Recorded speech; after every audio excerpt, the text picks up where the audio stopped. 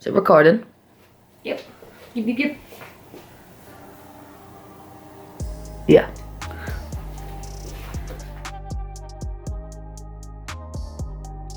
Next up on our last movie watching session is Basketcase. I've never heard of this film before. It's fabulous. Yeah, Kim had. This was a Kim choice. I suppose technically with the DVDs they're all Kim's choices. She bought them. And so I looked and I went, do you know what? After a long day of watching movies and shopping, I was like, this looks like it would be a laugh. Was it a laugh? I liked most of this film, actually. I really did. I liked most of this film. I liked your main guy, who has done nothing else other than Basketcase. And I love just how low budget it was. I'm a big fan of low budget films. It's low budget, but what they've done with it is fab. A lot of the kills do look the same. We'll say that. Yeah. It's actually so low budget that the second kill, the blood and guts of it is actually made from leftover pizza that the crew had for lunch. Like that, this is the budget we're on. But one kill looks pretty unique. We like that one. Also, there's a very strange one at the end, a very, very strange one. But just stick with it. Yeah, didn't like it. Yeah, it's a bit awkward, but I do have one thing to say, and you can make this big as well. This absolute freak. Look at him. I hate him. Every time he came on the screen, I wanted to smash it. Oh, I hate him. I didn't think you'd have this reaction to it. He's foul. Look at that. Oh.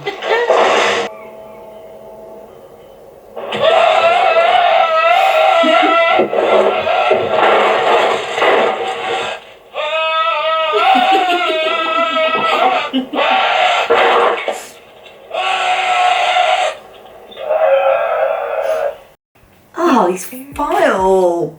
He's a little cutie. He's not a cutie. He's so cute by him. He's a freak. There you go. Just thought I'd get that out of the way. So you can remember that now when we talk you through the plot.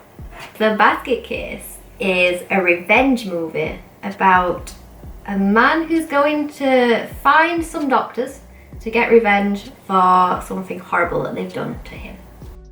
I had a lot of questions about the man carrying around a basket for ages. Like, I just didn't get it. I was like, why is this man carrying a wicker basket everywhere he goes? Like, I don't know if you can see it on this side. Hello? I don't know if it's focusing. But, so this blurry object is, in fact, a wicker basket with a lock on it. It's a wicker basket. Like, whatever you're keeping in or out is not going to stay there. And I kept asking. I couldn't let it go. Does his basket have anything to do with it? Yeah, that is the basket. I don't understand. Why is he wielding a murdering minion? You'll find out. And Kim's like, I can't tell you. It'll ruin everything. Yeah, and yeah, of course, at one point the wicker basket gets stolen, and the lock. It may as well fall off. Like, yeah. He kicks it off. It may as well have fallen off. What's the point of putting a lock on a wicker basket? So it stops people up, innit? It's a wicker basket. You could just take a knife to it. You could, but I really didn't be that curious about what's in the basket. Described it to me in the first place. It's the Well, wrong drug. I also assume the I'm lock is allergic to keep the it. thing in the That's basket. In the terrible. basket. Does he know you're allergic? But if it's Well, basket shoot, case, the second it's just time gonna he gave get me out. the prescription. I can The sense first it in my time was bones, just otherwise as it'd be bad. different. Oh my goodness.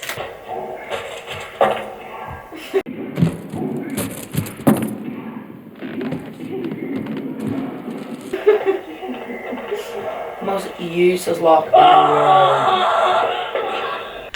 And that's kind of the first indication you get that something horrible's inside, because I know he feeds him and stuff beforehand. That was so funny because you were like, You are overfeeding your dog. Like, that ain't a dog in there. Well, he's right. He was overfeeding his thing because he fed him like eight burgers.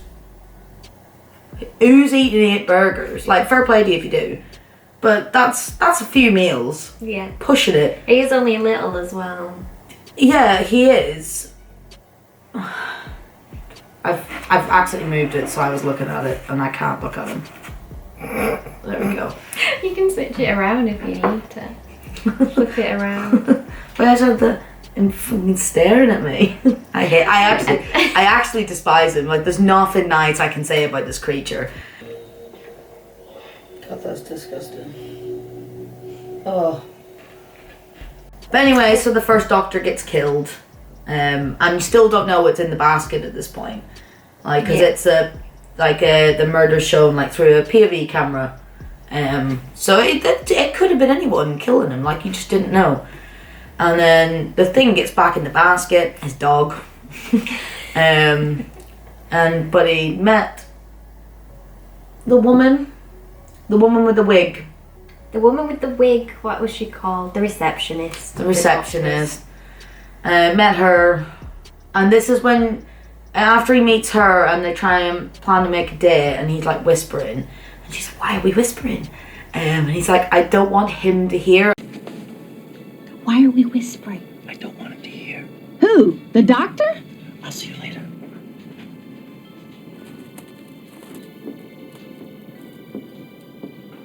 And that's the first indication that you have that there's like an actual sentient being inside the basket, which still didn't answer any of my questions. Like, I was so confused watching this, and it did that bit brilliantly, I think. Like, that aspect of a horror of leaving you with more questions, always needing to know more. And in fact, I found out I was too curious for my own good.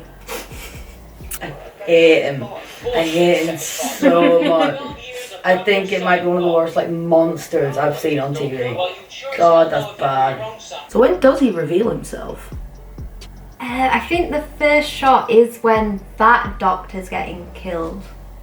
Who the receptionist worked for. Because I remember you were like, he sets him free and you see like a hand go up and you just went, oh, he's a little shorty.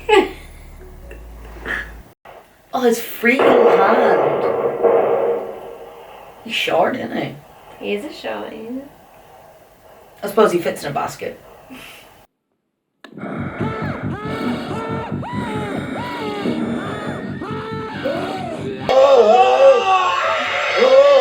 Oh, it's pile looking.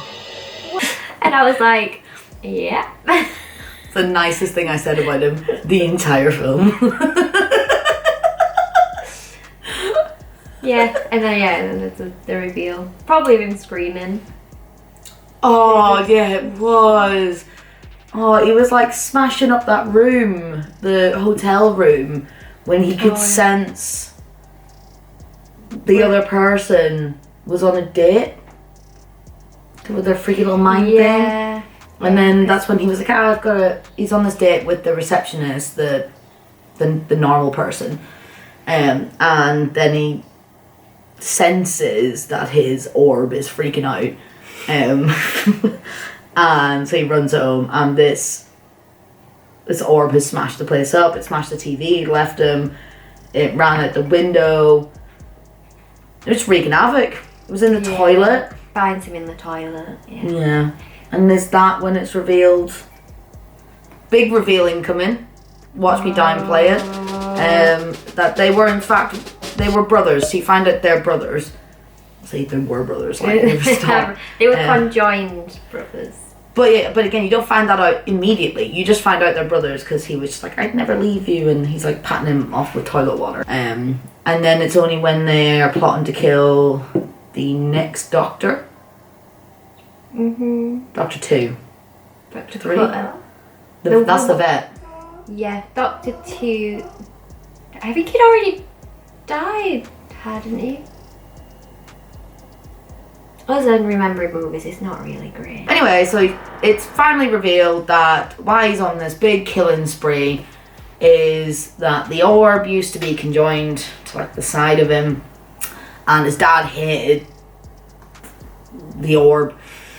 Belial. Belial. Dwayne, that's what the main guy's called. I could remember that. And the dad still loved Dwayne, but like refused to acknowledge the thing on the side, and they basically just kidnap him in the night, cut him out, and binned Belial. And Belial obviously like recovered because he's weird, and came running after his brother. He got his brother to come to him, didn't he? Yeah. Through his psychic link. Yeah, because obviously they used to like think the same and they could talk to each other, and then when they were separated, Dwayne couldn't talk to Belial's head anymore, but for some reason Belial could talk to Dwayne. Belial also has glow-in-the-dark eyes. Oh, that happens at the end, yeah. We couldn't figure out why that happened, other than just to represent that he's like the evil one. Why is his eyes fucking glowing? What is wrong with this thing? What's with the eyes?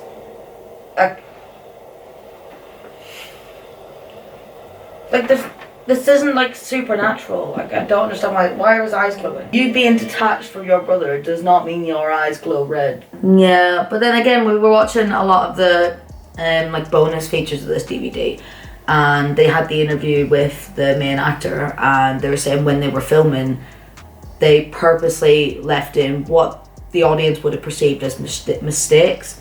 So when Dwayne refers to his brother as Dwayne, but it's starting to show how they still operate the same, and there's no Belial without Dwayne and no Dwayne without Belial, and they both share personalities of each other. Oh, if you only knew what it was like. Dwayne and I kept hidden from everyone. We're both of us so messed up. I don't know which one of us is worse. If not, Dwayne shows personalities of both of them to make up for Belial being an egg with arms. Yeah, it's a really cool concept. So it's like they identify as one person even though they're two, and that's the whole. They are one person. They are one person. So yeah, that's the whole idea that they are this. They're more than just conjoined. They are one person. And they use that really cleverly as well to switch out Belial for Dwayne in the shots where Belial they didn't have the budget to make things come to a reality, like him running. Yeah, so I think the original scope of it was supposed to be, it was like Belial running through the night, free round. Was this one New York? New York, yeah. This one was New York. Free round New York, like night time's his era, and he can be out and about, like there's no one there to see him. But they obviously couldn't make, they didn't have the budget to make him move, because when he was moving they filmed everything in stop motion, so to get him running would have taken the piss. So they just said to the actor, they were like, do you want to just undress? And I'm talking like he's running free as a bird, bollocks dangling about. They don't cover any of it, and the actor was just like, yeah, cool, what a good actor, really. Yeah, I thought he was awesome. Yeah. He played the dorky kid that morphed into the more bipolar craziness. Sinister, yeah. Yeah.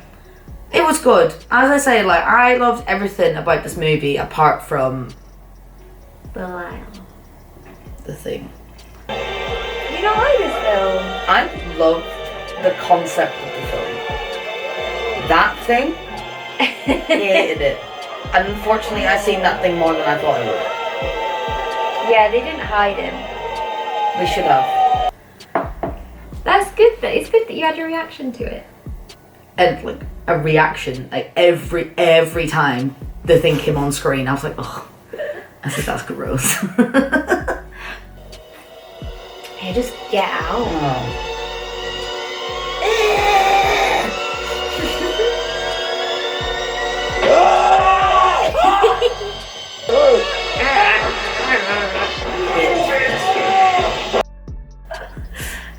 And there is a Basketcase 2 and 3. Yeah, I haven't seen those. It's a cult classic now, Basketcase. And we did look a little bit into that. And obviously this was made in 1982, I believe. And the second one wasn't made till 1990 because Kim was telling me she believed that when Basketcase was first put out, there wasn't a good reception for it. There mustn't have been, otherwise the sequel would have been put out within a couple of years. But for it to take 8 years, I imagine like for stuff to get sequels out immediately after, it's almost got to be like a blockbuster. Because obviously more people will go see it, and obviously if it's more people that don't have a unique sense of taste, they're going to get bad reviews. So you need a few years for the freaks to come out and love it. It's a great one for the freaks. Now, when we were watching this, and obviously this was my first time watching it, I picked up on something probably like a quarter of the way through the film, and that's the red symbolism, like throughout all of it. It was a lot of red, yeah. Like a lot of people wearing red, and I did try to have a Google to see if anyone had like pondered it before, but obviously most people are wearing red in it, and the people that aren't wearing red tend to die. I had to work out like what the red symbolism actually means in this film. No red. Red. No red. Maybe the ones who are dying aren't in red because then it makes the red of the blood look better. Yeah, you have to be in white if you're getting killed. This era. Also, I'm thinking like the red, like, so you're so used to seeing the red, and then when the red goes, and then it's like a shot when it comes back. God, I'm reading too much into a movie about the bold arms. So if anyone who's more knowledgeable than us knows about that, can you please let me know in the comments, because it's going to eat me alive otherwise. Yeah. Yeah, who knows, maybe I'm just crazy.